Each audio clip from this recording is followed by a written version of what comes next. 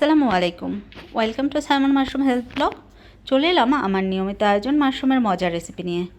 আজকে আমি করব মাশরুমের একটি মজাদার স্যুপ রেসিপি, যার মধ্যে ব্যবহার করব মিল্কি মাশরুম, উড়িয়ার মাশরুম, ওয়েস্টার মাশরুম ও শিতাকে মাশরুম। সবার আগে আমি কড়াইয়ে পানি দিয়ে দিচ্ছি শিতাকে মাশরুম, একটা মাছের মাথা, অল্প একটু পরিমাণে সাবুদানা, আলু, পেঁয়াজ কুচি, রসুন কুচি এবং আদা। এগুলো দিয়ে আমরা প্রথমে একটু বয়েল করে নেব, উপর থেকে ফেনাটা তুলে দেব।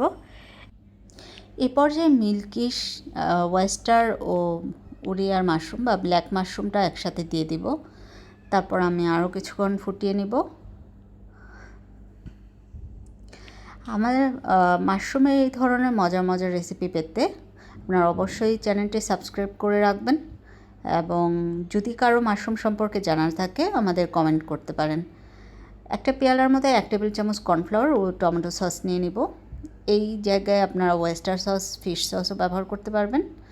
তারপর অল্প অল্প করে নেড়ে চেড়ে এটার স্যুপের মধ্যে দিয়ে দিব, যাতে এটার থিকনেসটা ভালো হয়। আমি একটু পাতলা রেখেছি, চাইলে আপনারা ঘন করতে পারেন। তারপরে দিয়ে দেবো গোলমরিচ, আর আমার কাছে পেঁয়াজ কুলি ছিল, অল্প পরিমাণে পেঁয়াজ কুলি দিয়ে দিচ্ছি।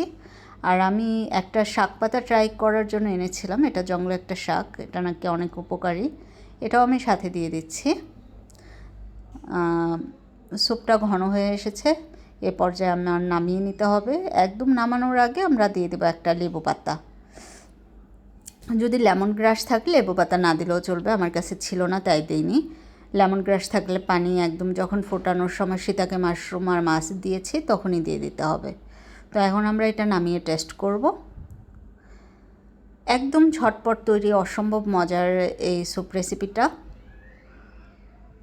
আমি দেখাচ্ছি কতটা ফ্রেশ। এটাও হচ্ছে উড়িয়ার মাশরুম স্যুপের মধ্যে উড়িয়ার মাশরুমটা অনেক পপুলার। এছাড়া সালাদও করা যায় উড়িয়ার মাশরুম দিয়ে।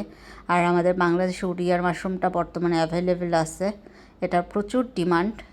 দেখুন শিতাকে মাশরুম সবে অনেক জুসি এবং খুবই মজার এই রেসিপিটা। সবাই একবার বাড়িতে ট্রাই করবেন এই ঝটপট রেসিপিটা। ধন্যবাদ সবাইকে, আল্লাহ হাফেজ।